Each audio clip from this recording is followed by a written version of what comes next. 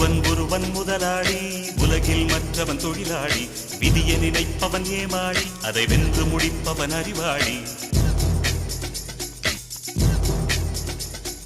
ஒருவன் முதலாளி, உலகில் மற்றவன் தொழிலாளி. விதியை நினைப்பவன் ஏமாளி, அதை வென்று முடிப்பவன் அறிவாளி. பூமியை வெல்ல ஆயுதம் எதற்கு, பூப்பறிக்க கோடரி எதற்கு, பொன்